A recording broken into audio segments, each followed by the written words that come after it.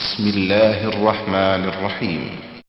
من المؤمنين رجال صدقوا ما عاهدوا الله عليه فمنهم من قضى نحبه ومنهم من ينتظر وما بدلوا تبديلا. بسم الله الرحمن الرحيم.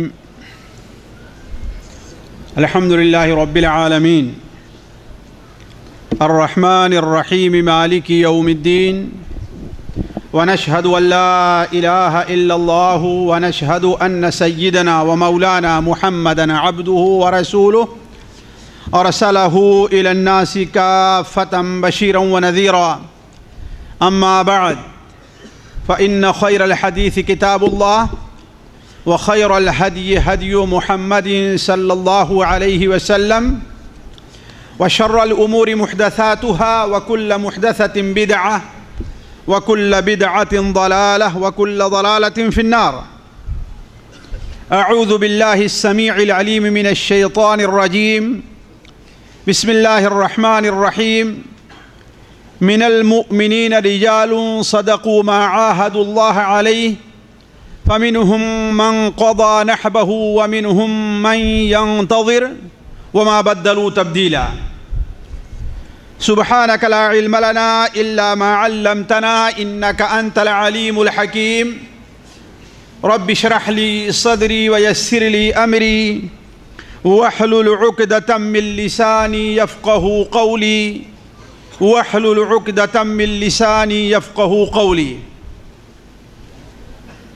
عزیز ساتھیو، گرامی قدر علماء کرام اور دعات، پیاری بہنوں، السلام علیکم ورحمۃ اللہ وبرکاتہ۔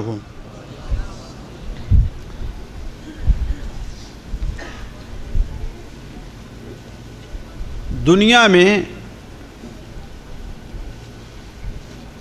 بہت کم ایسی شخصیات ملتی ہیں جنہوں نے نہ صرف اپنے ماننے والوں بلکہ اپنے مخالفین، نہ صرف اپنے ہم زبان بلکہ دیگر زبانوں کو جاننے والے، نہ صرف اپنے ہم مذہب بلکہ دیگر مذہب کے ماننے والوں میں بھی اپنا ایک مقام رکھتے ہیں۔ تاریخ میں اگر ڈھونڈا جائے تو ایسی شخصیات بہت کم نظر آئیں گی۔ انہی شخصیات میں سے ایک شخصیت شیخ الاسلام ابو العباس احمد ابن عبد الحلیم ابن عبد السلام المعروف بابن تیمیہ الحرانی رحمہ اللہ بھی ہیں۔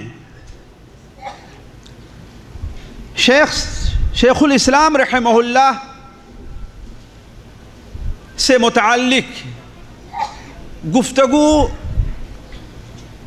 ساتھیوں بڑی طویل اور بڑی دلچسپ ہے۔ مجھے یہ موضوع دینے سے پہلے دعات کو چاہیے تھا کہ کسی کو یہ موضوع دیے ہوتے جو شیخ الاسلام رحمہ اللہ کی سیرت بیان کرتا، پھر اس کے بعد مجھے یہ موضوع دیا جاتا کہ شیخ الاسلام رحمہ اللہ کے تجدیدی کارنامے کیا ہیں وہ بیان کیے جائیں۔ دیکھیے، شیخ الاسلام سے متعلق چونکہ وقت کی پابندی بڑی ضروری ہے اور مغرب کے وقت میں 1 گھنٹے سے بھی کم وقت باقی رہ گیا ہے، اس لیے میں چند موٹی موٹی باتیں آپ کے سامنے رکھتا ہوں۔ پہلی بات، شیخ الاسلام ابن تیمیہ رحمہ اللہ، جن کا نام عام طور پر لوگ ابن تیمیہ کے نام سے جانتے ہیں، ان کا نام احمد بن عبد الحلیم بن عبد السلام بن عبد اللہ ہے جو حران کے رہنے والے تھے.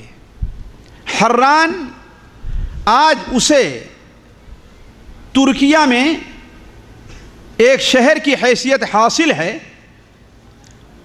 حالانکہ وہ علاقہ ہے شام کا، اور شام عرب اور عرب کے پرانے قبیلے بنو مضر وغیرہ جو وہاں آباد تھے وہ اسی جگہ آباد تھے. دیکھیے کون بہت بار ٹیلی فون کر رہا ہے. اسی جگہ پر آباد تھے. شیخ الاسلام ابن تیمیہ رحمہ اللہ کی پیدائش وہی ہے. شیخ الاسلام ابن تیمیہ رحمہ اللہ کا خاندان وہ علمی خاندان ہے کہ ایسے خاندان کی مثال تاریخ میں آپ شاید ڈھونڈنا چاہیں تو آپ کو صرف اتنی ملے جو ایک ہاتھ کی انگلی پر گنا جا سکے. کہ اس خاندان میں ایک مدت تک علماء پیدا ہوتے رہے، اور ایسے علماء جنہوں نے دنیا پر اپنا ایک اثر ڈالا ہے. شیخ الاسلام ابن تیمیہ رحمہ اللہ کے دادا مجد الدین ابو البرکات عبد السلام ابن تیمیہ یہ اپنے وقت کے مشہور امام تھے، اپنے وقت کے مشہور عالم تھے. انہیں اپنے وقت کے علماء حنابلہ میں بڑا اونچا مقام حاصل تھا. میں اس تفصیل طرف نہیں جانا چاہتا، صرف یہ ہے کہ آج ان کی کتاب جو انہوں نے حدیث میں ترتیب دی ہے، منتقل اخبار ہر پڑھا لکھا آدمی جانتا ہے، جس کی شرح ایک یمنی عالم امام شوکانی رحمہ اللہ نے اس کی مبسوط شرح لکھ کر کے اس کتاب کو زندہ پائندہ بنا دیا. اسی طریقے سے ان کی ایک اور بڑی مشہور کتاب المحرر فی الفقہ ہے، جو فقہ حنبلی میں اپنا ایک مقام رکھتی ہے. شیخ الاسلام رحمہ اللہ کے والد احمد ابن عبد الحلیم یہ بھی کوئی معمولی علم کے آدمی نہیں تھے، لیکن کسی عالم نے بڑی بہترین بات کہی کہ عبد الحلیم بھی آسمان کا ایک چمکتا ہوا تارا تھا، لیکن تارا کتنا ہی چمکتا کیوں نہ ہو، سورج اور چاند کی روشنی میں مدھم پڑ جاتا ہے. اسی طریقے سے عبد الحلیم بہت بڑے عالم تھے، اور درس کے لیے جب بیٹھا کرتے تھے علمی درس کے لیے تو کوئی ورقہ اور کوئی کتاب ان کے ہاتھ میں نہیں ہوا کرتی تھی. لیکن انہیں زیادہ شہرت اس لیے نہیں مل سکی کہ ان کے والد بڑے پائے کے عالم اور ان کا بیٹا احمد ابن عبد الحلیم، اس کی تو شاید دنیا کی تاریخ میں مثال مشکل سے ڈھونڈی جا سکے. اس لیے وہ مدھم پڑ کر کے رہ گئے. جس طریقے سے تارا سورج اور چاند کی روشنی میں مدھم پڑ جاتا ہے، اسی علمی خاندان میں شیخ الاسلام احمد عبد الحلیم رحمہ اللہ پیدا ہوئے.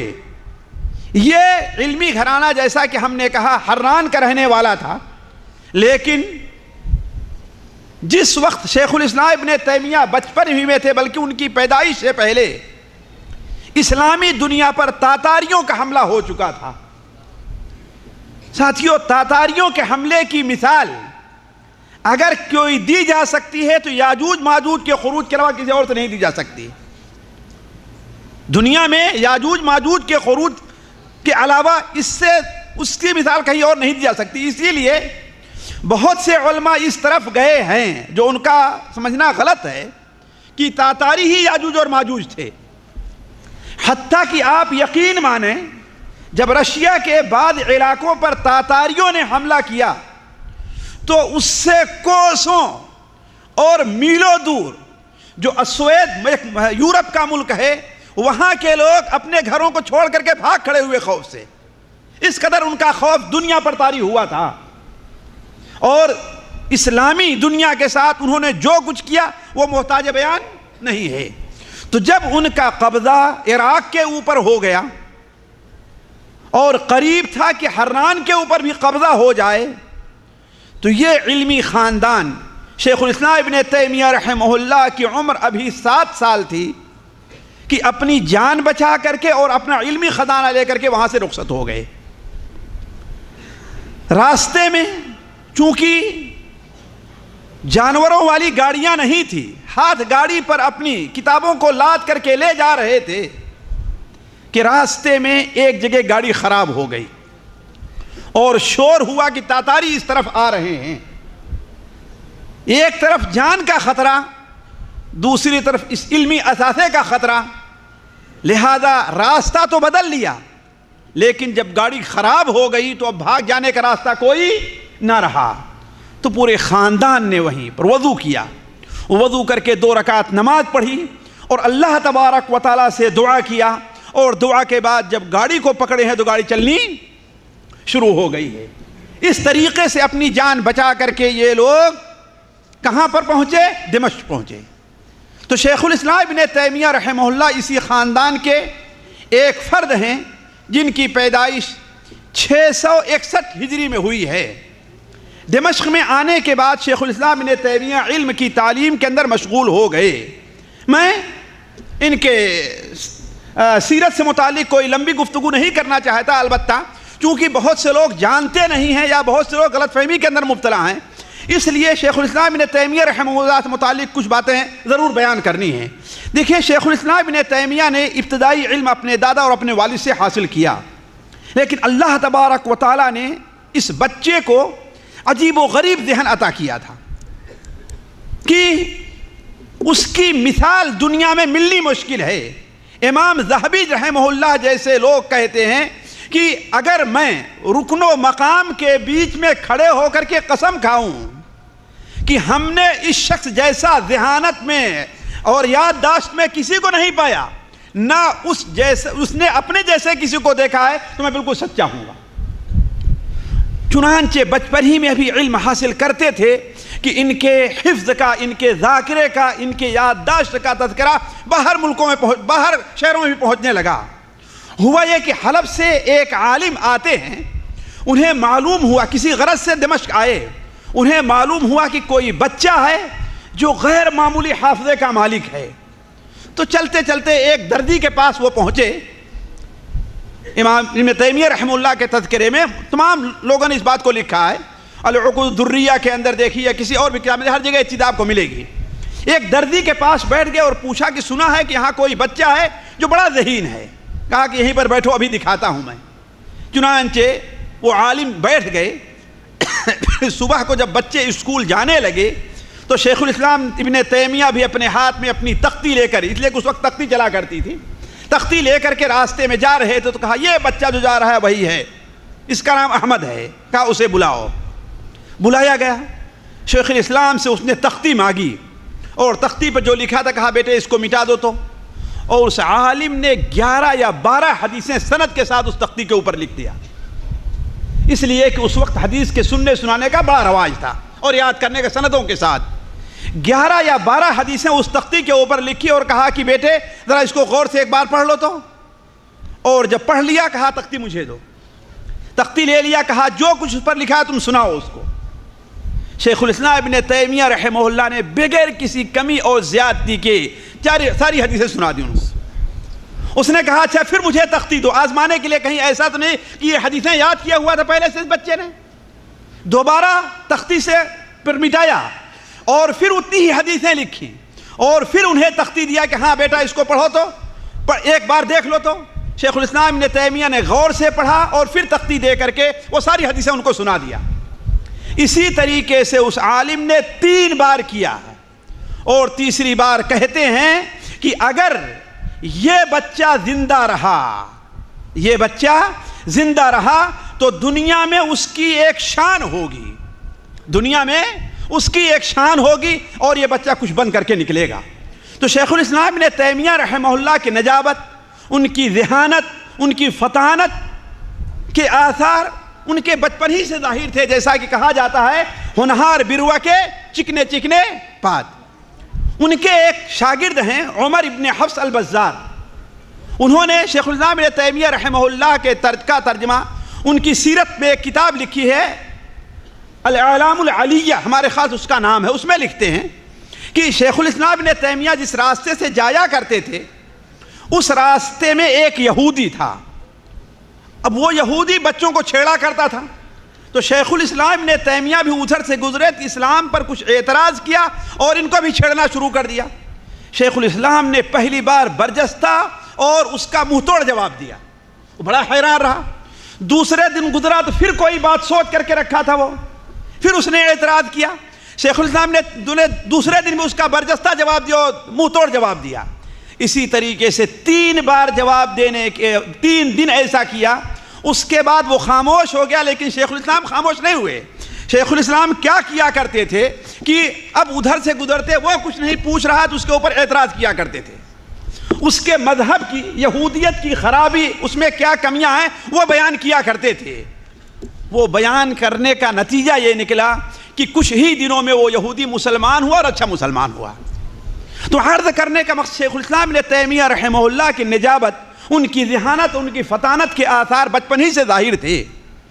شیخ الاسلام ابن تیمیہ رحمہ اللہ بڑی اختصار کے ساتھ 22 سال کی عمر میں، ذرا غور کریں گے، 22 سال کی عمر میں انہوں نے تحصیل علوم مکمل کر لیا تھا.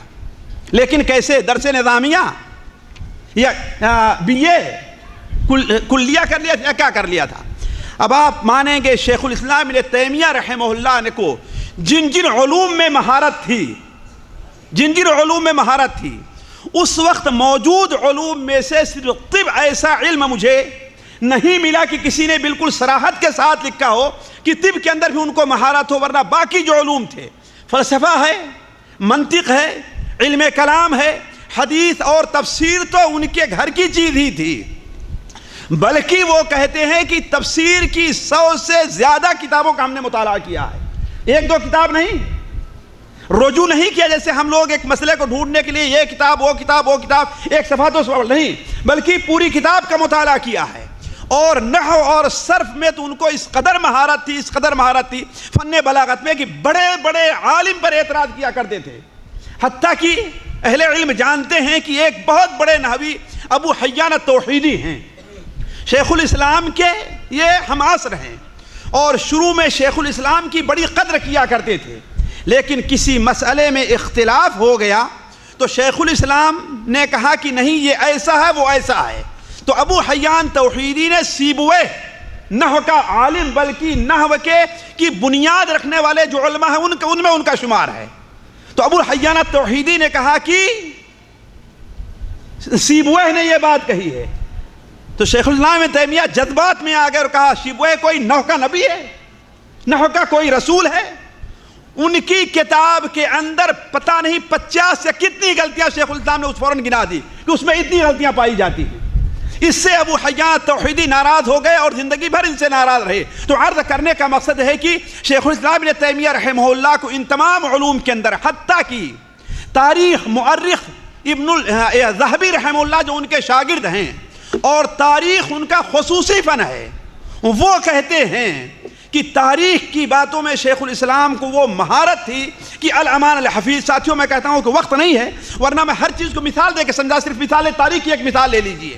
شیخ الاسلام ابن تیمیہ کے زمانے میں یہودیوں نے، اور شاید اس چیز سے بہت کم لوگ واقف ہیں، یہودیوں نے ایک وثیقہ پیش کیا پرانے کاغذ میں. پتہ نہیں انہوں نے گڑھا تھا، کہاں سے لکھا تھا، کیسے لائے تھے، واللہ عالم بالصواب. ایک وثیقہ پیش کیا جو گویا سالوں پہلے کا لکھا ہوا ہے، جس میں یہ تھا کہ نبی کریم صلی اللہ علیہ وسلم نے یہودیوں پر سے جزیہ معاف کر دیا ہے، اور یہودیوں کے بارے میں یہ وصیت کی ہے کہ یہودیوں سے بیگاری نہ لی جائے. اور اس پر سعد ابن معاذ اور فلاں ابو بکر، عمر، معاویہ اور فلاں فلاں کے نام اس کے اندر گنائے گئے. اس وقت کے جتنے بڑے بڑے علماء تھے، اچھے اچھے عالم موجود تھے، بلکہ شیخ الاسلام کہنے والے تک لوگ موجود تھے. وہ لوگ یہ دیکھ کر کے پریشان ہو گئے. حاکم کے سامنے یہ معاملہ پیش ہوا کہ اللہ کے رسول کے دستخط اس کے اوپر موجود ہے. یہ چیز جب پرانی بھی ہے، شبہ ہوا کہ یقیناً تو آپ کا یہ فرمان نہیں ہے. لیکن جب شیخ الاسلام کے سامنے پیش کیا جاتا ہے تو 14 وجہیں یا 20 وجہیں اس کے جھوٹے ہونے کی ذکر کی، 1-2 نہیں ساتھیوں. جن میں سب سے بڑی وجہ جو ذکر کی وہ یہ ذکر کی ہے کہ یہ وثیقہ یہ بتا رہا ہے کہ غزوہ خیبر کے موقع پر لکھا گیا ہے، اور اس میں اس پر دستخط ہیں سعد ابن معاذ رضی اللہ تعالیٰ عنہ کے، اور سعد ابن معاذ غزوہ خندق میں شہید ہو چکے تھے، وہ زندہ تھے ہی نہیں۔ دوسری بات یہ کہ اللہ کے رسول صلی اللہ علیہ وسلم نے جزیہ اہل کتاب پر خیبر کے سال فرض ہی نہیں کیا، واجب ہی نہیں کیا تھا۔ جزیہ تو جس سال غزوہ تبوک آپ نے کیا ہے، جو آپ کا سب سے آخری غزوہ ہے، وہاں پر جزیہ فرض ہوا ہے۔ اس طریقے سے شیخ الاسلام ابن تیمیہ تاریخی لحاظ سے لا کر کے اس کے اندر اتنے نقص، یہاں اتنے خرابیاں اس میں نقص پیش کیا، جس کی وجہ سے اس وقت کے تمام علماء اور حکام شیخ الاسلام کا لوہا مان گئے۔ تو عرض کرنے کا مقصد ہے کہ شیخ الاسلام ابن تیمیہ رحمہ اللہ کو میں عرض کہا کتنے فنون میں مہارت تھی، علوم فلسفہ، منطق اور علم کلام میں، علوم عربیہ جیسے نحو صرف بلاغت میں، اور علوم دینیہ جیسے تفسیر، حدیث، فقہ، اصول حدیث، اصول تفسیر، بلکہ اصول تفسیر میں سب سے پہلے اگر کسی عالم نے دنیا میں کتاب لکھی ہے تو شیخ الاسلام ابن تیمیہ رحمہ اللہ نے لکھی ہے۔ اس سے پہلے اصول تفسیر میں کوئی کتاب نہیں لکھی گئی تھی۔ اسی طریقے سے تاریخ اور علم رجال، اور سب سے اہم یہ، اگر آگے موقع ملا تو میں آپ کے سامنے رکھوں گا، دیگر ادیان کا مطالعہ شیخ الاسلام ابن تیمیہ کا اس قدر وسیع تھا کہ خود ان مذہب والوں کو اپنے مذہب کے مطابق اتنی معلومات نہیں تھی۔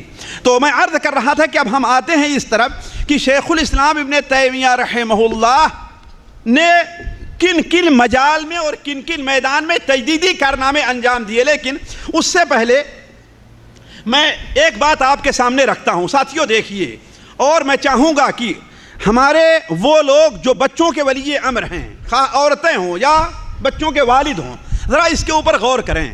اللہ تبارک و تعالی کہ اس میں کوئی شک نہیں کہ ذہانت ہے، فطانت ہے، یہ اللہ تعالیٰ کی دین ہے، لیکن اس کو صحیح ڈھب پر لگانا یہ اللہ کی توفیق کے بعد انسان کا کام ہے، والدین کا کام ہے، والدین کا کام ہے کہ بچوں کی تربیت کس طریقے سے کی جائے، بچوں کو صحیح راستے پر کس طریقے سے لایا جائے۔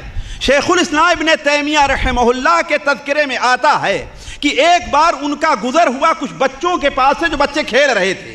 آج ہم اپنے بچوں کے لیے کھیل کا اس قدر سامان گھروں میں بھر دیا کرتے ہیں کہ گھر میں رکھنے کی جگہ نہیں رہا کرتی، جبکہ علمی کتابوں کے لیے اتنی ہمارے پاس گنجائش پیسے کی نہیں نکلتی ہے۔ سوچ لیں آپ، گھروں میں کھیلنے کے اتنے سامان، اور اب جب سے کمپیوٹر آ گیا، انٹرنیٹ آ گیا، الامان الحفیظ، اس کے علاوہ جا کر کے دیکھیے، چھوٹی گاڑی ہوگی، بڑی گاڑی ہوگی، کھیلنے والی گاڑی ہوگی، ان کے سواری کے لیے ہوگی، یعنی بچوں کے کھیلنے کے لیے طرح طرح کے سامان ہمارے گھر کے اندر موجود رہیں گے، بلکہ والدین ہزاروں ریال اس کے اوپر خرچ کر دیا کرتے ہیں۔ میں یہ نہیں کہتا انہیں کھیلنے نہ دیا جائے، لیکن ہر چیز کے کیا ہے، ایک حد ہوتی ہے، ہر چیز کا ایک مقام ہوتا ہے۔ یہ نہیں کہ بچے کے پاس اگر 5 گھنٹے ہے تو 4 گھنٹہ کھیلتا رہے اور 1 گھنٹہ پڑھے، نہیں، بلکہ کوشش یہ کرنی چاہیے کہ بچے کے صحیح ڈھنگ پر لگایا جائے 4 گھنٹے میں، اور 1 گھنٹہ اسے کھیلنے کے لیے موقع دیا جائے۔ اور میرا تجربہ بہت سے لوگوں کے اوپر ہے، ایسے ہی لوگ دنیا میں کامیاب ہوئے ہیں جو اپنے بچوں کو اس طریقے سے لگائے ہیں۔ تو شیخ الاسلام ابن تیمیہ رحمہ اللہ ایک بار گزر ہوا کچھ بچوں کے پاس سے، وہ کھیل رہے تھے، ابھی ان کا بچپنا تھا، بچوں نے بلایا کھیلنے کے لیے، تو شیخ الاسلام ابن تیمیہ کہتے ہیں کہ کیا بس بچوں کو اسی لیے پیدا کیا گیا ہے؟ ذرا سوچیں، اس وقت سے یہ سوچ دیکھیں آپ کہ بچپنا ہے لیکن کیا کریں ہیں، کیا تمہیں اسی لیے پیدا کیا کھیل کود کے لیے؟ اور مطالعے کا شوق اس قدر تھا کہ ان کے شاگرد خاص امام ابن القیم رحمہ اللہ لکھتے ہیں اپنی کتاب روضۃ المحبین کے اندر کہ شیخ الاسلام نے مجھ سے بیان کیا کہ ایک بار مجھے کوئی بیماری لاحق ہو گئی، ڈاکٹر نے منع کر دیا کہ تم علمی بحث اور مطالعہ کے اندر اپنے آپ کو مشغول نہ کرو۔ شیخ الاسلام نے کہا کہ یہ تو نہیں ہو سکتا، یہ تو ہم سے نہیں ہو سکتا ہے۔ کہا کیوں؟ کہا اس لیے کہ میں اس کا جواب خود تمہارے علم سے دیتا ہوں، یعنی وہ ڈاکٹر حکیم ہے، وہ ماہر حکیم ہے، اور حکمت یہ سمجھا رہے ہیں شیخ الاسلام ابن تیمیہ اسے۔ کہا وہ کیسے؟ کہا یہ بتاؤ کہ اگر کوئی شخص بیمار ہو، جب اسے قلبی طور پر سکون ملے، خوشی حاصل ہو، اطمینان ہو، تو آیا اس کے جسم کو قوت ملتی ہے کہ نہیں ملتی ہے؟ اور ساتھیوں یہ بات تجربہ کر لیں، جو بات آپ رغبت سے، اپنی خوشی سے، اپنی لگن سے کریں، وہ کام کرنا آپ کے اوپر بڑا آسان ہوگا اس کام کے مقابلے میں جس پر آپ کو مجبور کیا گیا ہو، جس پر آپ کو مجبور کیا جائے۔ تو شیخ الاسلام ابن تیمیہ نے کہا یہ بات ہے کہ نہیں ہے؟ حکیم نے کہا کہ ہاں یہ بات ہے۔ تو کہا چونکہ مطالعے سے اور علمی بحث سے مجھے خوشی ہوتی ہے، مجھے آرام ملتا ہے، مجھے سکون ملتا ہے، اور جب مجھے سکون ملے گا تو میرے جسم کو قوت ملے گی، اور جب میرے جسم کو قوت ملے گی تو میری بیماری دور ہوگی۔ تو حکیم نے کہا بھائی یہ ایسی چیز ہے جو میرے علاج سے باہر کی ہے۔ تو عرض کرنے کے بعد انہیں اتنی مہارت حاصل ہوئی تو اس کی وجہ ہے کہ انہوں نے ایسی محنت بھی کی ہے، بلکہ ان کے تذکرہ نویش لوگوں نے لکھا ہے کہ شیخ الاسلام ابن تیمیہ رحمہ اللہ خود بیان کرتے تھے کہ بسا اوقات ایک آیت کی تفسیر میں، صرف ایک آیت کی تفسیر میں میں 100 کتابوں کی طرف رجوع کرتا تھا، اور صرف یہی نہیں، 100 کتابیں پڑھ لینے کے بعد میں کسی ویران مسجد میں چلا جاتا تھا، وہاں پر 2 رکعت نماز پڑھتا تھا، 2 رکعت نماز پڑھ کر کے اپنے چہرے کو مٹی کے اوپر رکھ کر کے کہتا تھا یا معلم آدم و ابراہیم فہمنی، اے ابراہیم اور آدم کو علم دینے والے تو مجھے بھی اس آیت اور اس حدیث کے بارے میں صحیح علم عطا فرما۔ واتقوا اللہ ویعلمکم اللہ، اللہ سے ڈرو، اللہ تمہیں علم دے گا۔ اور ساتھیوں انسان کا علم مفید اسی وقت ہوتا ہے جبکہ وہ عالم جو لوگوں کو اپنے علم سے فائدہ پہنچانا چاہتا ہے وہ خود اس علم کے مطابق عامل ہو، اس کے علم کے مطابق عمل کرتا ہو۔ اگر صرف زبانی چیز رہا کرتی ہے تو ہو سکتا ہے کہ لوگوں کی زبان کو تو خوشی ہو جائے، لوگوں کے کانوں میں تو خوشی مل جائے، یہ کانوں کی شہوت ہے، لیکن عملی دنیا میں اس کا کوئی اثر نہ ہو۔ اثر کب ہوتا ہے؟ جبکہ خود عالم اپنے علم کے مطابق عمل کرے اور پھر اس کے بعد لوگوں تک پہنچائے۔ تو عرض کرنے کا مقصد یہ ہے کہ شیخ الاسلام ابن تیمیہ رحمہ اللہ نے 22 سال کی عمر میں اپنے تمام علوم کو مکمل کرنے کے بعد اپنے والد کے انتقال پر تدریس کی مجلس پر بیٹھے۔ اب آتے ہیں ہم یہ دیکھتے ہیں کہ شیخ الاسلام ابن تیمیہ نے اپنے زمانے میں تجدیدی کارنامے کون کون سے انجام دیے ہیں، جو ہمارا اصل موضوع ہے۔ اصل موضوع ہے کہ ان کے تجدیدی کارنامے کون کون سے ہیں۔ ساتھیو دیکھیے، شیخ الاسلام ابن تیمیہ رحمہ اللہ نے اپنے زمانے میں جو کام کیے ہیں، انہوں نے فلاسفہ کی تردید کی ہے، علم کلام کا نقص واضح کیا ہے، رافضہ پر چڑھائی کی ہے، نصارہ کا رد لکھا ہے، صوفیہ سے مناظرہ کیا ہے، اور مقلدین جامدین کا پول کھولا ہے۔ یہ تمام وہ مجال ہیں جس میں شیخ الاسلام ابن تیمیہ نے تجدیدی کارنامے کیے، اور یہ ان چیزوں سے ہٹ کر کے ہے جو شیخ الاسلام ابن تیمیہ نے سیاسی میدان میں جو بہت بڑا کام کیا ہے۔ بلکہ بات آ گئی ہے آپ کے سامنے رکھ دوں، امام نووی رحمہ اللہ اپنے تقوی، اپنے علم، اپنے زہد کے باوجود دمشق کے اندر ایک مسجد میں ایک ایسے کھمبا تھا جس پر لوگ خرقے لٹکایا کرتے تھے، جہاں جا کر کے نظریں مانا کرتے تھے، لیکن امام نووی رحمہ اللہ اپنے اس بڑے علم اور تقوی کے باوجود بھی اس کو زائل نہیں کر سکے، بلکہ وہ دعا کیا کرتے تھے کہ اے اللہ تبارک و تعالیٰ اپنے کسی بندے کو پیدا فرما جو اس کھمبے کو اکھاڑ کر کے پھینک دے۔ شیخ الاسلام ابن تیمیہ رحمہ اللہ جب مسند تدریس کے اوپر بیٹھے، اور والد بھی اب دنیا میں نہیں رہ گئے جو اس وقت کے ان کے امام تھے، دادا بھی نہیں رہ گئے، جب کچھ ان کے شاگرد ان کے ارد گرد جمع ہوئے تو ایک دن اپنے شاگردوں کو لے کر کے سب کو نکلے ہیں، اور پتھر توڑنے والوں کو لے کر کے نکلے، اور وہاں پر پہنچ کر کے پتھر توڑنے والوں سے کہا کہ اسے توڑ کے گراؤ، لیکن ہر شخص ڈر رہا تھا کہ اگر ہم نے اسے توڑ دیا ہمارے اوپر کوئی بلا نہ آ جائے۔ بلکہ جب نکلے ہیں تو پورے شہر میں ایک کوہرام مچ گیا تھا، ایک شور تھا کہ آج پورا شہر برباد ہو جائے گا، لیکن شیخ الاسلام ابن تیمیہ رحمہ اللہ اور ان کے بھائی شرف الدین نے سب سے پہلے کلہاڑا لیا اور پھاوڑا لیا، کہا کہ اگر کوئی مصیبت آئے تو ہمارے اوپر آئے گی، اور تھوڑی ہی دیر میں توڑ کر کے برباد کیا، اور کھول کر کے نکالا تو اس کے نیچے 2 بت رکھے ہوئے تھے۔ اس کے نیچے 2 بت رکھے ہوئے تھے۔ تو عرض کرنے کا مقصد کہ شیخ الاسلام ابن تیمیہ رحمہ اللہ کا تجدیدی کارنامہ اس میدان میں بھی ہے، لیکن ہم اس طرف تفصیل میں نہیں جانا چاہتے۔ ہم ابھی جس طرف آ رہے ہیں وہ یہ ہے کہ دیکھیے، شیخ الاسلام ابن تیمیہ رحمہ اللہ کا سب سے بڑا تجدیدی کارنامہ جو ہے وہ جہاں تک میں سمجھتا ہوں وہ دو ہے۔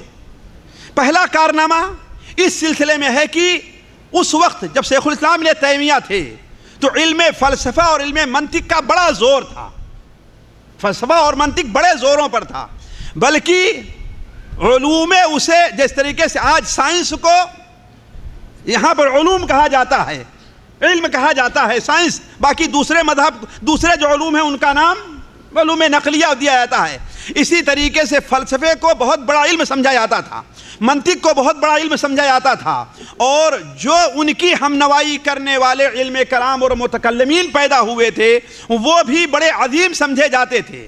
حتیٰ کہ شیخ الاسلام ابن تیمیہ کے زمانے سے تھوڑا سا پہلے نصیر الدین طوسی رافضی، جس نے بغداد کو برباد کرنے میں ہلاکو وغیرہ کا چنگیز خان وغیرہ کا ساتھ دیا تھا، وہ فلسفے کا بہت بڑا عالم گزرا تھا، اور اسی کے شاگردوں نے ہندوستان میں بھی علم فلسفہ کو پھیلایا تھا، جو ہمارے بچپن تک ہندوستان میں فلسفہ کی تعلیم اور منطق کی تعلیم ہوتی رہی۔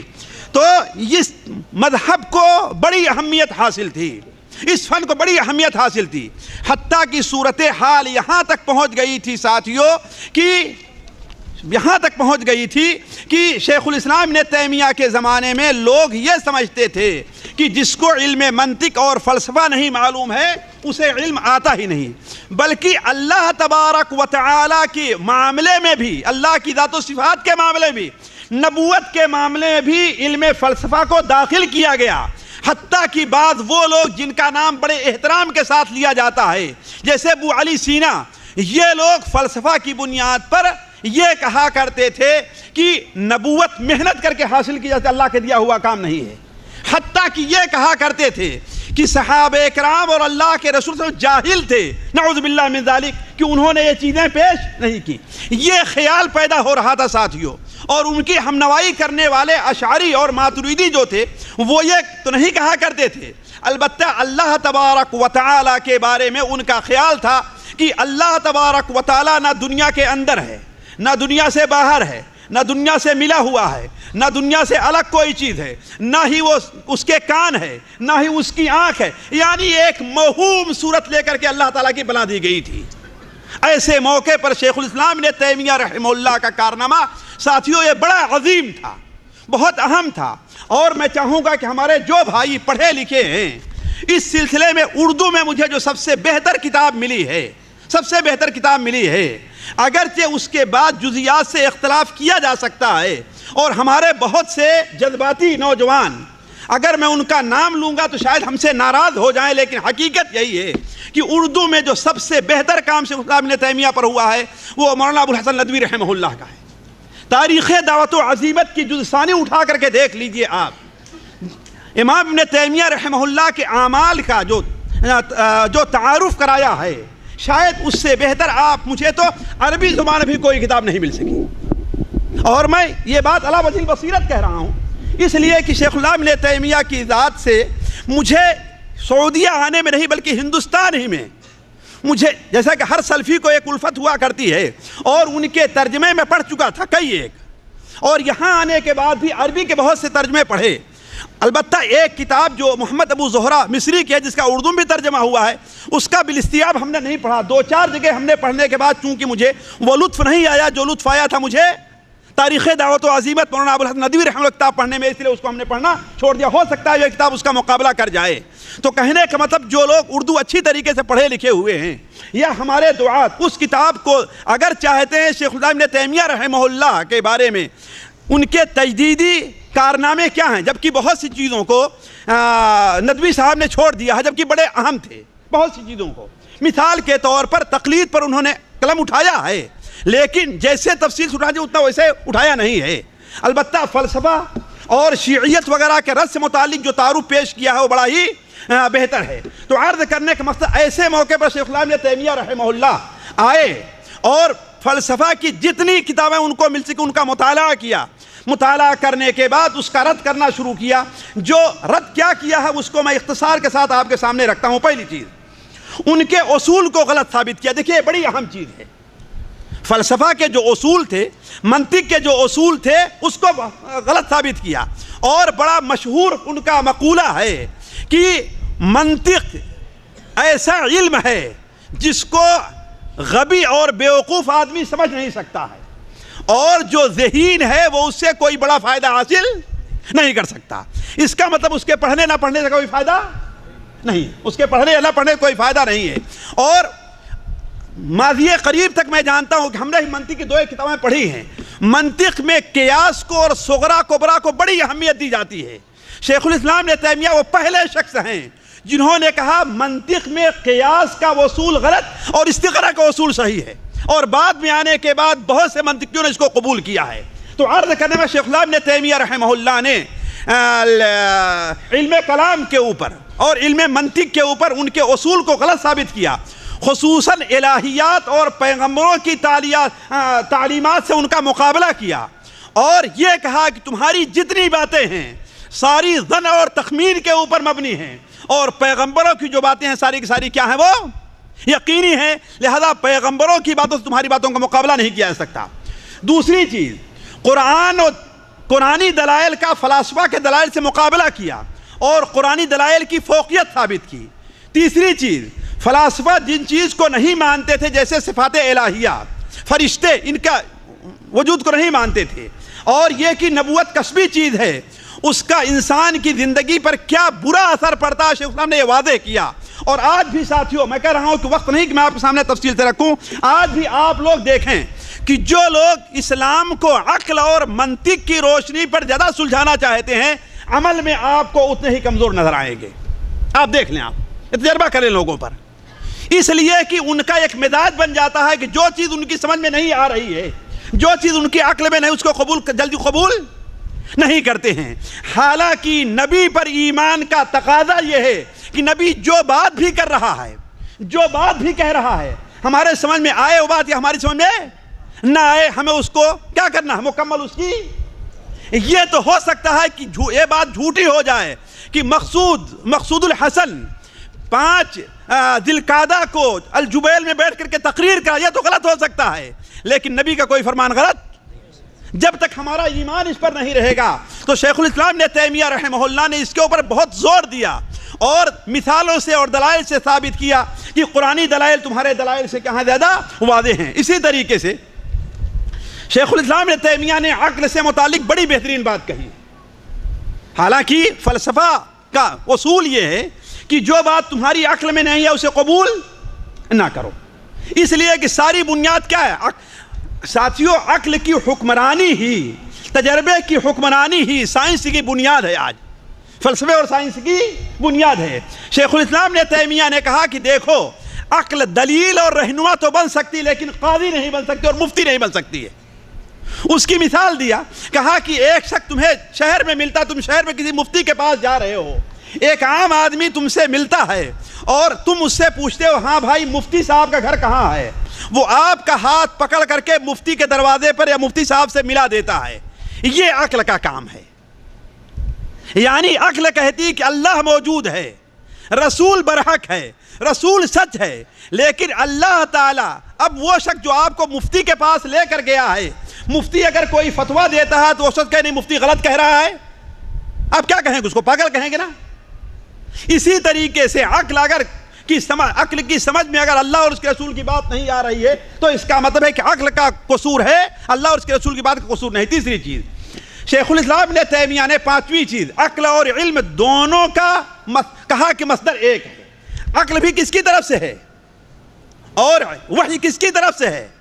کہا دونوں چیزیں اللہ کی طرف سے ہیں، ناممکن ہے کہ دونوں میں تعارض پایا جائے، دونوں ایک دوسرے کے خلاف نہیں ہو سکتی. بلکہ آپ تعجب کریں گے، شیخ الاسلام نے تیمیہ نے آج 9 جلدوں میں چھپی ہے کتاب، بلکہ 10 جلدوں میں، درء تعارض العقل والنقل، درء تعارض العقل والنقل، یہ ثابت کیا ہے کہ عقل اور نقل کے اندر کہیں تعارض نہیں ہے، اور فلسفہ کا اور منطقین کا رد کیا ہے. کہا تم کوئی ایک حدیث لے آؤ، کوئی ایک آیت لے آؤ جسے تم کہتے ہو عقل کے خلاف ہے، میں کہتا ہوں کہ عقل کے خلاف نہیں ہے۔ میں اس لیے کہتا ہوں دعات کے لیے اور اہل علم کے لیے یہ کتاب بڑی اہم چیز ہے، اور جو دعویٰ سینٹر میں لوگ کام کرتے ہیں جن کے پاس یہ امکانیہ ہے، میں یہ چاہوں گا کہ ایسا سیمینار رکھا جائے کہ شیخ الاسلام ابن تیمیہ نے عقل اور نقل سے متعلق کیا اصول پیش کیے ہیں اسے لکھا بھی جائے اور لوگوں کے سامنے پیش بھی کیا جائے، اس لیے کہ اتنی بڑی اور موٹی کتاب ہر آدمی کے لیے پڑھنا اور سمجھنا بڑا مشکل ہے۔ اسی طریقے سے شیخ الاسلام ابن تیمیہ نے ایک بڑی اہم چیز ان کے اپنے باتوں میں رکھی، یہ کہ جو لوگ عقل کی رہنمائی میں بڑے آگے بڑھتے گئے ہیں، اگر انہیں دینی علم حاصل تھا تو وہ ایک روز اپنی حقیقت طرف پلٹے ضرور ہیں۔ اور انہوں نے مثال دی ہے، کہا جیسے امام غزالی رحمہ اللہ ہیں، ابو حامد الغزالی جسے حجت الاسلام کہا گیا، انہوں نے فلسفہ کی بڑی تصحیح کرنے کی کوشش کی، الہیات کے بارے میں دھوکہ کھائے ورنہ فلسفہ کے اندر تصحیح کی کوشش کی۔ آخری عمر ان کی یہ تھی کہ جب ان کا انتقال ہو رہا تھا تو صحیح بخاری اور مسلم ان کے سینے کے اوپر تھی، صحیح بخاری اور مسلم ان کے سینے کے اوپر تھی، یعنی کہنا یہ تھا کہ اب جو کچھ ہم نے لکھا ہے وہ سارا کا سارا بیکار ہے، یہی ہمارا اثاثہ ہے۔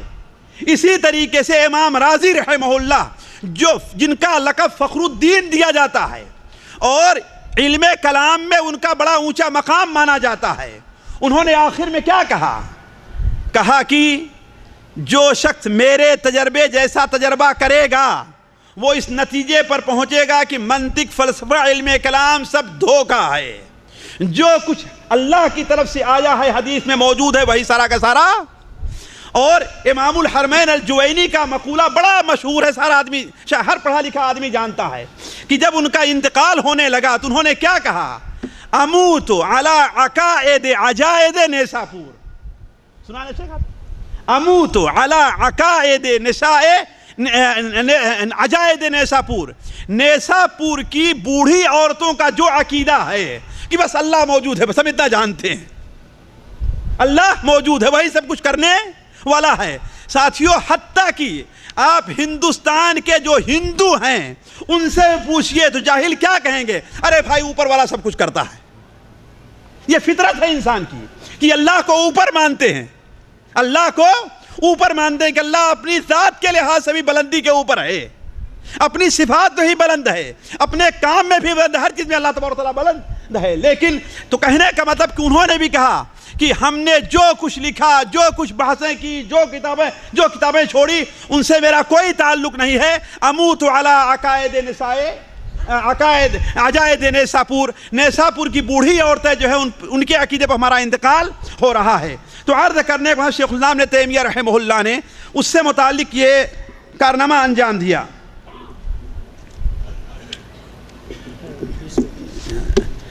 دوسرا جو بڑا اہم کارنامہ ہے شیخ الاسلام کا، وہ اسلام کے اوپر جو خارجی اور داخلی حملے ہو رہے تھے، میں صرف دو کی مثال دوں گا بس، خارجی اور داخلی حملے ہو رہے تھے، شیخ الاسلام ابن تیمیہ نے اس پر بڑا اہم کام کیا، اور جو کام شیخ الاسلام ابن تیمیہ اس وقت کر کے گئے ہیں واللہ میں بڑے دعوے کے ساتھ کہتا ہوں آج تک وہ کام نہیں ہو سکا۔ اس لیے کہ جب تاتاریوں نے دیکھیے اسلام کے اندر بدعات یا اسلامی دعوت کے کمزور پڑنے کی اس زمانے میں تین وجہ تھی ساتھیوں۔ پہلی وجہ تو یہ تھی کہ عبیدیہ خاندان جو قرامطہ، باطنیہ، قبر پرست، مشاہد پرست، مزار پرست، بت پرست اور پیر پرست تھے، اصل میں یہ بدعاتی تھے، باطنی تھے، اور مغرب کے رہنے والے تھے۔ مصر پر ان کی 300 سال سے زیادہ حکومت، بلکہ 400 سال کے قریب ان کی حکومت تھی۔ صلاح الدین ایوبی نے انہیں بھگایا، ختم کیا ہے۔ یہ سارے کے سارے باطنی تھے۔ انہوں نے مزاروں کا رواج دیا، مشاہد کا رواج دیا، اور انہی کے زمانے میں دوسری وجہ جو کمزوری کی آئی، صوفیوں کا گروہ پیدا ہوا ہے۔ اور شیخ الاسلام ابن تیمیہ کے زمانے میں صوفیوں کا کچھ ایسا گروہ تھا جو آج نظر آتا ہے۔ مثال کے طور پر رفاعیہ، ان کی تردید میں شیخ الاسلام نے کتابیں لکھی اور مناظرے کیے، بلکہ ایک حاکم کے سامنے الرفاعیہ نے شکایت کیا کہ یہ ہمیں برا بھلا کہتا ہے، ہمیں کافر اور فاسق کہتا ہے۔ شیخ الاسلام کھڑے ہوئے اور کہا کہ تم لوگ یقیناً کفر کرتے ہو. کہا وہ کیسے؟ اس لیے کہ ناچنا گانا ان کا کام تھا, نماز روزے سے ان کا کوئی, جیسے کہ عام طور پہ دیکھتے ہیں آپ, اور کچھ لوگ مجذوب بنے رہا کرتے ہیں. اور بتایا تھا شیخ الاسلام نے تیمیہ کبھی کبھی فیصلہ اپنے ہاتھ میں لے لیا کرتے تھے. ان کے شاگرد عمر البزار بیان کرتے ہیں کہ ایک بار دمشق کے اندر ایک شخص کے بارے میں معلوم ہوا کہ وہ گدڑی پہنتا ہے, بڑے بڑے بال اس کے ہیں, مونچھیں یہاں بالکل لب پر آئی ہوئی ہیں, اور فحش گالیاں بکتا ہے. جیسے ہمارے یہاں رہتے ہیں کچھ لوگ گالیاں بکیں گے اور ان کو لوگ پیر مانا کرتے ہیں, یہ حالت ہماری ہے کہ نہیں شیخ؟ کیا کہتے ہیں ان کو؟ مجذوب کہتے ہیں, اور کہتے ہیں اللہ کا عاشق ہے. نعوذ باللہ من ذالک. اگر یہ کہا جائے تیری ماں کا عاشق ہے, تیری بہن کا تھپڑ ماریں گے, اور اللہ اور اس کے رسول کا عاشق بنا دیتے ہیں. ساتھیوں, یہ لفظ عشق جو ہے یہ استعمال کرنا غلط ہے, خاص طور پر دینی طور پر غلط ہے. قرآن اور حدیث میں کہیں یہ لفظ نہیں آیا ہوا ہے. اور علماء لغت لکھتے ہیں کہ عشق کے اندر محبت میں یہی فرق ہے.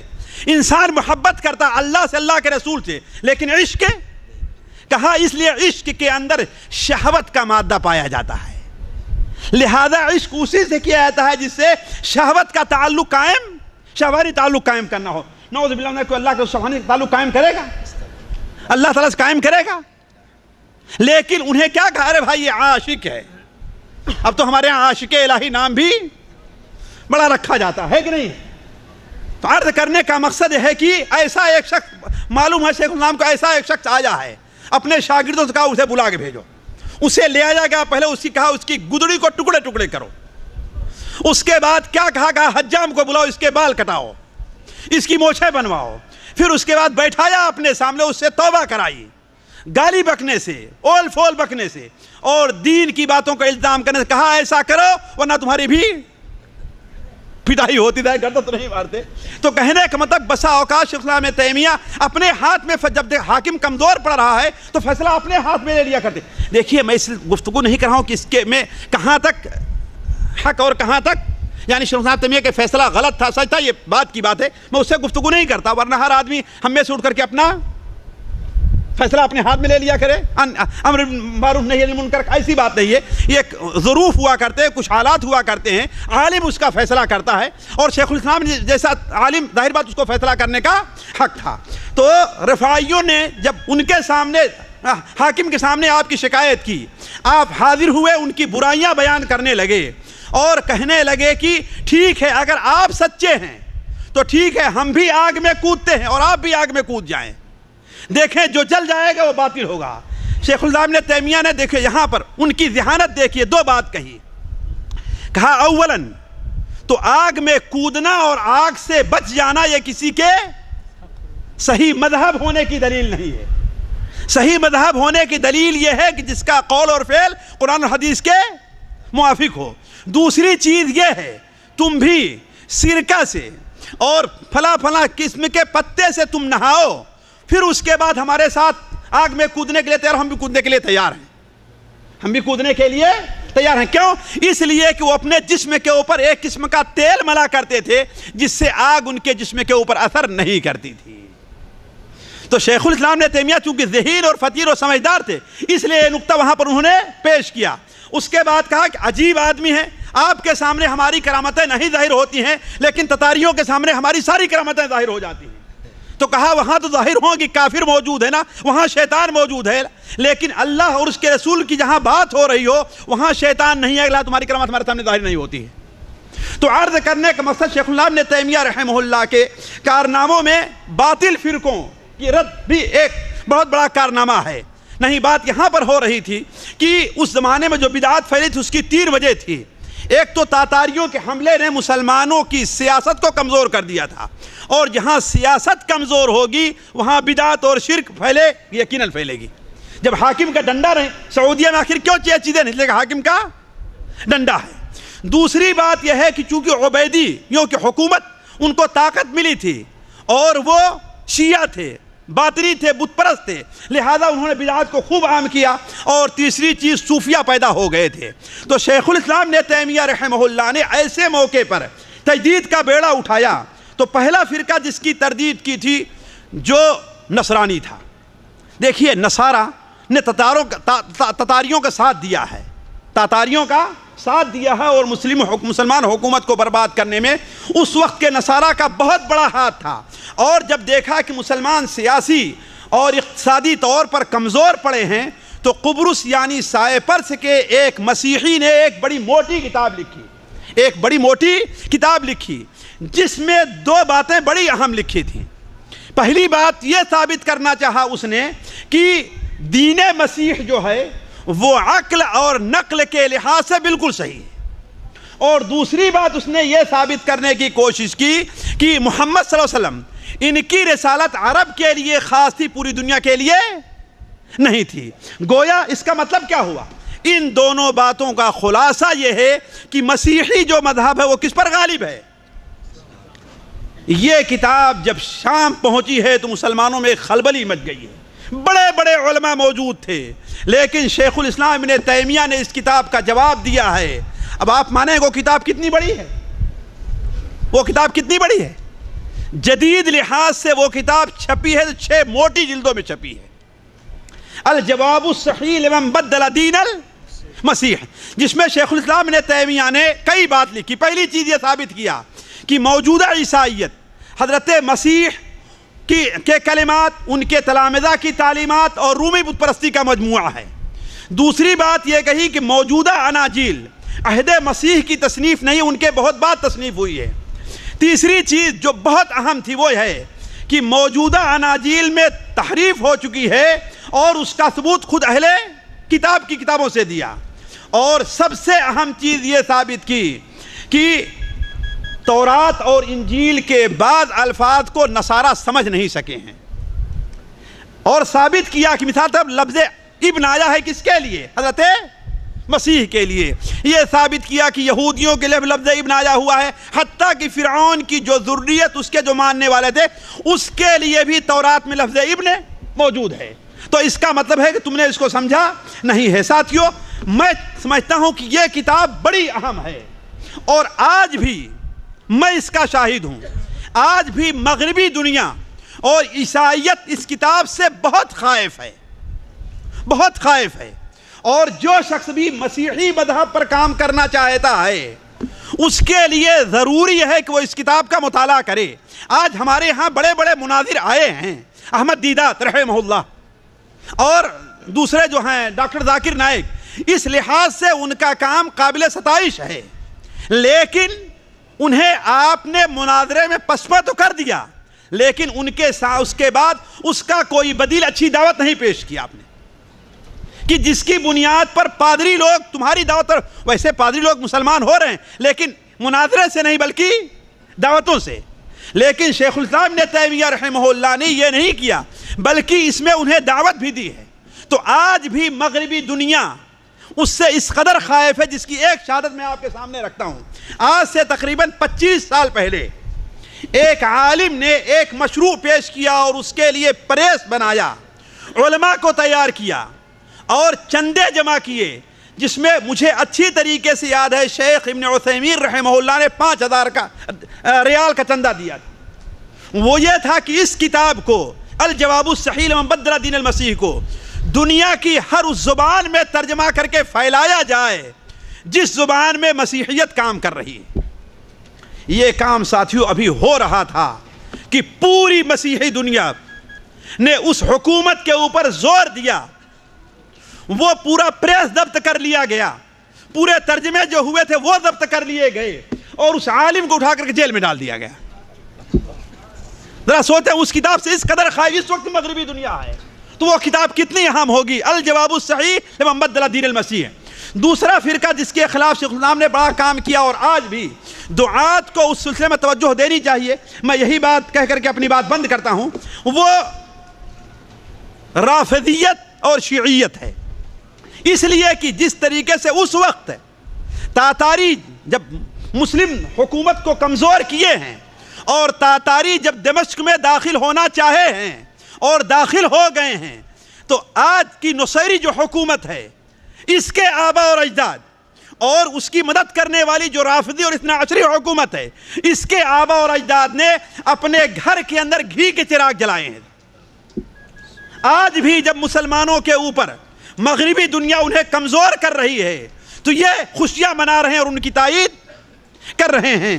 تو اس وقت شیخ الاسلام ابن تیمیہ رحمہ اللہ اس کام کے لیے کھڑے ہوئے۔ ہوا ہے کہ ایران کا ایک ان کا عالم جس کا نام شاید علی ابن یعقوب ابن مطہر تھا، ابن مطہر تو یقیناً اس کا نام تھا، اس نے ایک کتاب لکھی اپنے آقا جو مسلمان ہو گیا تھا تاتاری بادشاہ، اس کو راضی کرنے کے لیے ایک کتاب لکھی تھی الامامہ، ہمارے خیال سے اس کا کتاب کا نام تھا الامامہ، نہیں، منہاج الکرامہ فی معرفت الامامہ، منہاج الکرامہ فی معرفت الامامہ۔ جب یہ کتاب شام پہنچی ہے تو مسلمانوں میں خلبلی مچ گئی۔ شیخ الاسلام ابن تیمیہ رحمہ اللہ نے، آپ مانیں گے اس کتاب کا جواب کتنی بڑی کتاب میں لکھا ہے؟ تعجب ہے کہ اس شخص کا قلم نہ تھکتا تھا نہ اس کی طبیعت اکتاتی تھی۔ ہم لوگ ہیں کہ کوئی مضمون لکھنا شروع کر دیے، اگر 4 صفحہ 5 صفحہ ہو جاتا ہم اکتا جایا کرتے ہیں، لیکن اب آپ مانیں گے کہ ایک بار ایک یہودی شاعر نے 8 شعر 8 مصرع لا کر کے پیش کیا، تقدیر کے اوپر اعتراض کیا۔ شیخ الاسلام ابن تیمیہ نے اسی جگہ بیٹھے بیٹھے، کہیں گئے نہیں، اسی جگہ بیٹھے بیٹھے ایک ہی مجلس میں اس کے 8 شعروں کا جواب 183 شعر میں دیا۔ 8 شعروں کا، تو یہ شخص لکھنے سے بیان کرنے سے اکتاتا نہیں تھا۔ ہما والوں نے ایک بار سوال کیا کہ الرحمن علی العرش استوى، اس کا اور اس قسم کے جو آیات صفات یا فإن قلوب العباد بین اصبع من اصابع الرحمن، ان حدیث سے متعلق سوال کیا تو شیخ الاسلام ابن تیمیہ اسی مجلس میں بیٹھے ہوئے ہیں، اسی مجلس میں بیٹھے ہوئے ہیں، ایک ہی مجلس کے اندر اس کا جواب لکھا جو تقریباً 100 صفحات پر ہے، یا نہیں ہمارے خیال سے 65 صفحات کے اوپر ہے، اب تو نئی تحقیق سے چھپی بلکہ موٹی ہے۔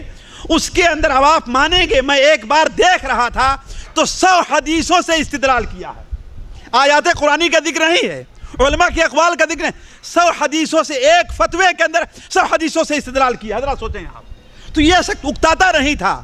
تو منہاج الکرامہ کا جواب امام ابن تیمیہ رحمہ اللہ نے، اب آپ مانیں گے پرانے تختی پر اتنی بڑی کتاب جب چھپی ہوئی تھی تو وہ 4 جلدوں میں تھی، اور آج نئی جو چھپی ہے وہ 9 جلدوں میں وہ کتاب چھپی ہے، منہاج الکرامہ، جس کے اندر شیخ الاسلام ابن تیمیہ رحمہ اللہ نے بہت زور دیا کئی بات پر۔ پہلی بات اس کے اندر یہ بیان کی، جی ہاں، منہاج السنہ نبویہ، اس کتاب منہاج السنہ نبویہ، اس کتاب میں شیخ الاسلام نے صرف شیعوں کا رد نہیں کیا بلکہ سلف امت طرف دفاع کا حق ادا کر دیا شیخ الاسلام ابن تیمیہ رحمہ اللہ۔ دوسری بات، اس کتاب میں شیعوں کی باتوں کا جواب نہیں بلکہ ان پر ہجوم بھی کیا ہے، اور ان کے بارے میں مولانا ابو الحسن ندوی رحمہ اللہ اس کتاب سے کس قدر متاثر تھے، ذرا ایک جگہ وہ لکھتے ہیں کہ دیکھیے ابن مطہر الحلی کی کتاب منہاج الکرامہ کے جواب میں انہوں نے منہاج السنہ کے نام سے جو کتاب لکھی وہ ان کی تمام تصانیف میں ایک امتیازی شان رکھتی ہے۔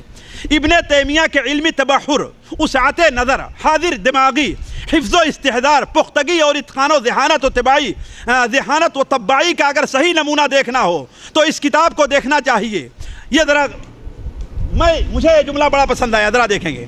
مصنف منہاج الکرامہ کی عبارت نقل کرنے کے بعد جب ان کے علم و حمیت دینی کو جوش آتا ہے اور ان کے علم کے سمندر میں طوفان اٹھتا ہے اور تفسیر و حدیث و تاریخ و سیر کی معلومات کا لشکر امڑتا ہے تو بے اختیار ان کے فریق مقابل سے کہنے کو جی چاہتا ہے، یا ایھا النمل ادخلوا مساکنکم لا یحطمنکم سلیمان وجنودہ۔ علی کل حال بس اسی پر میں اپنی بات کو ختم کرتا ہوں، اس لیے کہ وقت ختم ہو گیا ہے۔ اللہ تبارک تعالیٰ سے دعا ہے کہ اللہ تعالیٰ ہمیں اور آپ کو ان باتوں سے مستفید ہونے کی توفیق عطا فرمائے۔ سبحانک اللہم و بحمدک، اشہد ان لا الہ الا انت، حیاکم اللہ۔ یہ استعمال کرنا غلط ہے، خاص طور پر دینی طور پر غلط ہے۔ قرآن اور حدیث میں کہیں یہ لفظ نہیں آیا ہوا ہے، اور علماء لغت لکھتے ہیں کہ عشق کے اندر محبت میں یہی فرق ہے، انسان محبت کرتا اللہ سے، اللہ کے رسول سے، لیکن عشق کہا اس لیے عشق کے اندر شہوت کا مادہ پایا جاتا ہے، لہذا عشق اسی سے کیا جاتا ہے جس سے شہوت کا تعلق قائم، شہوانی تعلق قائم کرنا ہو۔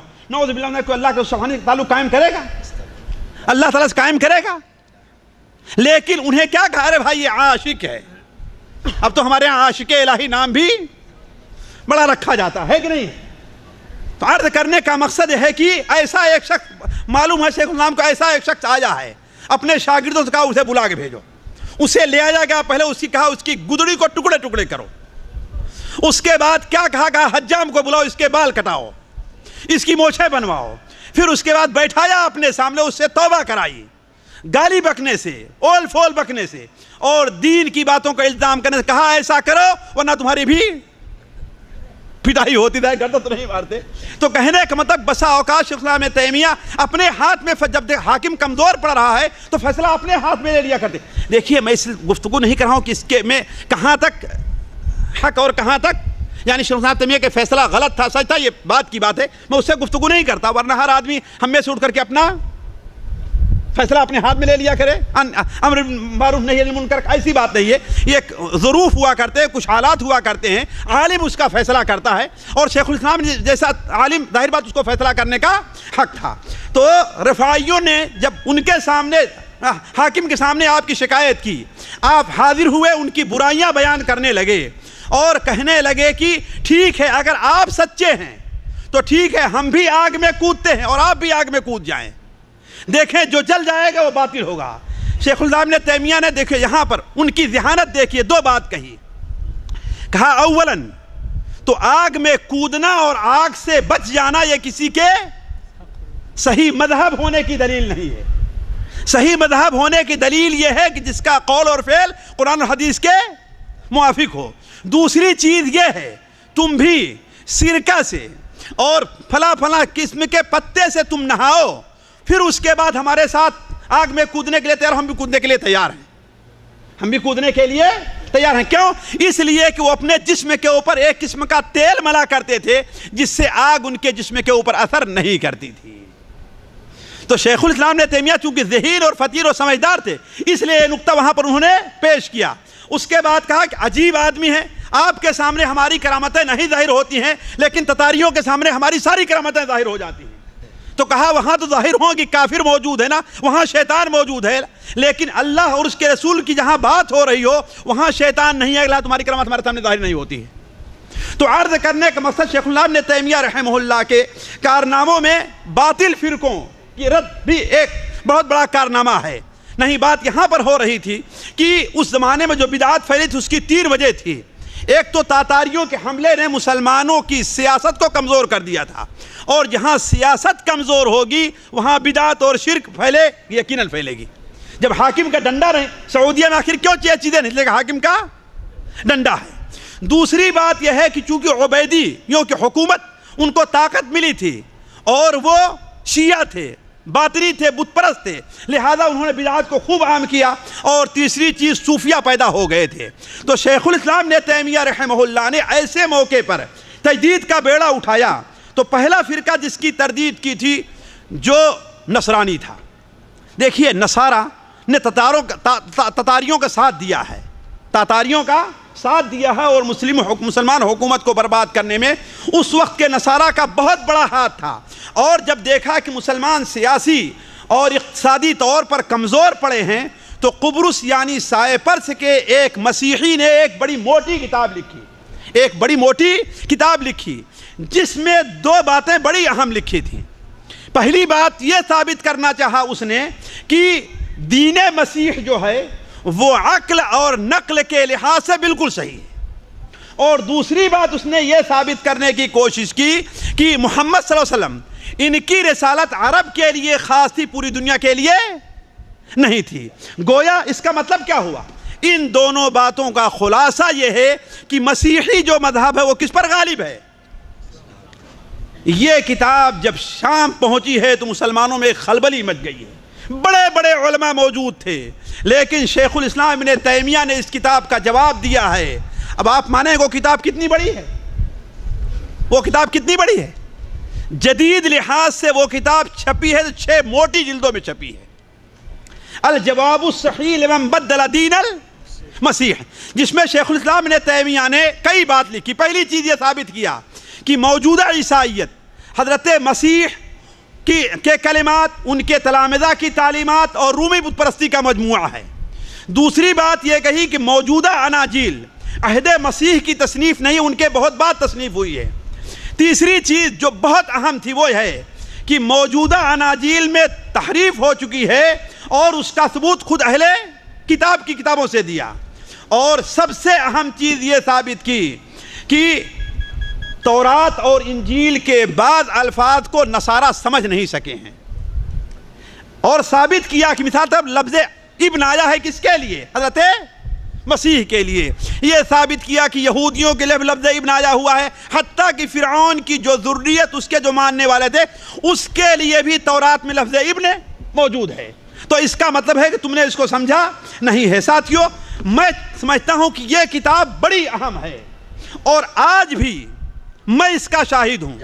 آج بھی مغربی دنیا اور عیسائیت اس کتاب سے بہت خائف ہے، بہت خائف ہے، اور جو شخص بھی مسیحی مذہب پر کام کرنا چاہتا ہے اس کے لیے ضروری ہے کہ وہ اس کتاب کا مطالعہ کرے۔ آج ہمارے ہاں بڑے بڑے مناظر آئے ہیں، احمد دیدات رحمہ اللہ اور دوسرے جو ہیں ڈاکٹر ذاکر نائک، اس لحاظ سے ان کا کام قابل ستائش ہے، لیکن انہیں آپ نے مناظرے میں پسپا تو کر دیا، لیکن ان کے اس کے بعد اس کا کوئی بدیل اچھی دعوت نہیں پیش کیا آپ نے، کہ جس کی بنیاد پر پادری لوگ تمہاری دعوت پر، ویسے پادری لوگ مسلمان ہو رہے ہیں لیکن مناظرے سے نہیں بلکہ دعوتوں سے۔ لیکن شیخ الاسلام ابن تیمیہ رحمہ اللہ نے یہ نہیں کیا، بلکہ اس میں انہیں دعوت بھی دی ہے۔ تو آج بھی مغربی دنیا اس سے اس قدر خائف ہے، جس کی ایک شہادت میں آپ کے سامنے رکھتا ہوں۔ آج سے تقریباً 25 سال پہلے ایک عالم نے ایک مشروع پیش کیا اور اس کے لیے پریس بنایا، علماء کو تیار کیا اور چندے جمع کیے، جس میں مجھے اچھی طریقے سے یاد ہے شیخ ابن عثیمین رحمہ اللہ نے 5000 کا ریال کا چندہ دیا تھا۔ وہ یہ تھا کہ اس کتاب کو، الجواب الصحیح لمن بدل دین المسیح کو، دنیا کی ہر اس زبان میں ترجمہ کر کے پھیلایا جائے جس زبان میں مسیحیت کام کر رہی ہے۔ یہ کام ساتھیوں ابھی ہو رہا تھا کہ پوری مسیحی دنیا نے اس حکومت کے اوپر زور دیا، وہ پورا پریس ضبط کر لیا گیا، پورے ترجمے جو ہوئے تھے وہ ضبط کر لیے گئے، اور اس عالم کو اٹھا کر کے جیل میں ڈال دیا گیا۔ ذرا سوچیں، اس کتاب سے اس قدر خائف اس وقت مغربی دنیا ہے، تو وہ کتاب کتنی اہم ہوگی، الجواب الصحیح لمن بدل دین المسیح۔ دوسرا فرقہ جس کے خلاف شیخ الاسلام نے بڑا کام کیا، اور آج بھی دعات کو اس سلسلے میں توجہ دینی چاہیے، میں یہی بات کہہ کر کے اپنی بات بند کرتا ہوں، وہ رافضیت اور شیعیت ہے۔ اس لیے کہ جس طریقے سے اس وقت تاتاری جب مسلم حکومت کو کمزور کیے ہیں، اور تاتاری جب دمشق میں داخل ہونا چاہے ہیں اور داخل ہو گئے ہیں، تو آج کی نصیری جو حکومت ہے، اس کے آبا اور اجداد اور اس کی مدد کرنے والی جو رافضی اور اثنا عشری حکومت ہے، اس کے آبا اور اجداد نے اپنے گھر کے اندر گھی کے چراغ جلائے ہیں۔ آج بھی جب مسلمانوں کے اوپر مغربی دنیا انہیں کمزور کر رہی ہے تو یہ خوشیاں منا رہے ہیں اور ان کی تائید کر رہے ہیں۔ تو اس وقت شیخ الاسلام ابن تیمیہ رحمہ اللہ اس کام کے لیے کھڑے ہوئے۔ ہوا ہے کہ ایران کا ایک ان کا عالم جس کا نام شاید علی ابن یعقوب ابن مطہر تھا، ابن مطہر تو یقیناً اس کا نام تھا، اس نے ایک کتاب لکھی اپنے آقا جو مسلمان ہو گیا تھا تاتاری بادشاہ، اس کو راضی کرنے کے لیے ایک کتاب لکھی تھی الامامہ، ہمارے خیال سے اس کا کتاب کا نام تھا الامامہ، نہیں، منہاج الکرامہ فی معرفت الامامہ، منہاج الکرامہ فی معرفت الامامہ۔ جب یہ کتاب شام پہنچی ہے تو مسلمانوں میں خلبلی مچ گئی۔ شیخ الاسلام ابن تیمیہ رحمہ اللہ نے، اب آپ مانیں گے، اس کتاب کا جواب کتنی بڑی کتاب میں لکھا ہے۔ تعجب ہے کہ اس شخص کا قلم نہ تھکتا تھا نہ اس کی طبیعت اکتاتی تھی۔ ہم لوگ ہیں کہ کوئی مضمون لکھنا شروع کر دیے، اگر 4 صفحہ 5 صفحہ ہو جاتا تو ہم اکتا جایا کرتے ہیں، لیکن اب آپ مانیں گے کہ ایک بار ایک یہودی شاعر نے 8 شعر 8 مصرع لا کر کے پیش کیا، تقدیر کے اوپر اعتراض کیا شیخ الاسلام ابن تیمیہ نے اسی جگہ بیٹھے بیٹھے، کہیں گئے نہیں، اسی جگہ بیٹھے بیٹھے ایک ہی مجلس میں اس کے 8 شعروں کا جواب 183 شعر میں دیا۔ 8 شعروں کا، تو یہ شخص لکھنے سے، بیان کرنے سے اکتاتا نہیں تھا۔ ہما والوں نے ایک بار سوال کیا کہ الرحمن علی العرش استویٰ، اس کا اور اس قسم کے جو آیات صفات یا فإن قلوب العباد بین اصبعین من اصابع الرحمن، ان حدیث سے متعلق سوال کیا تو شیخ الاسلام ابن تیمیہ اسی مجلس میں بیٹھے ہوئے ہیں، اسی مجلس میں بیٹھے ہوئے ہیں، ایک ہی مجلس کے اندر اس کا جواب لکھا جو تقریباً 100 صفحات پر ہے، یا نہیں ہمارے خیال سے 65 صفحات کے اوپر ہے، اب تو نئی تحقیق سے چھپی بلکہ موٹی ہے۔ اس کے اندر اب آپ مانیں گے، میں ایک بار دیکھ رہا تھا تو 100 حدیثوں سے استدلال کیا ہے، آیات قرآنی کا ذکر نہیں ہے، علماء کے اقوال کا ذکر ہے، 100 حدیثوں سے، ایک فتوے کے اندر 100 حدیثوں سے استدلال کیا۔ حضرات سوچیں آپ، تو یہ شخص اکتاتا نہیں تھا۔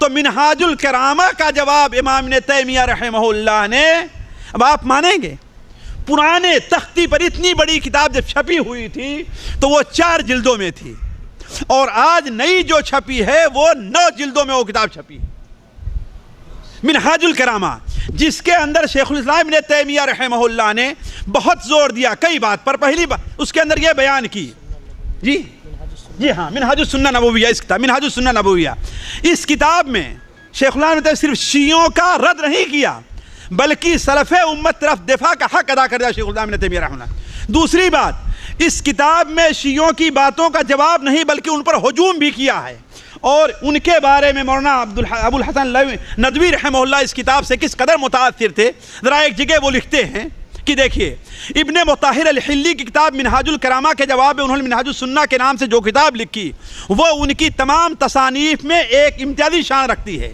ابن تیمیہ کے علمی تبحر، وسعت نظر، حاضر دماغی، حفظ و استحضار، پختگی اور اتقان و ذہانت و طباعی کا اگر صحیح نمونہ دیکھنا ہو تو اس کتاب کو دیکھنا چاہیے۔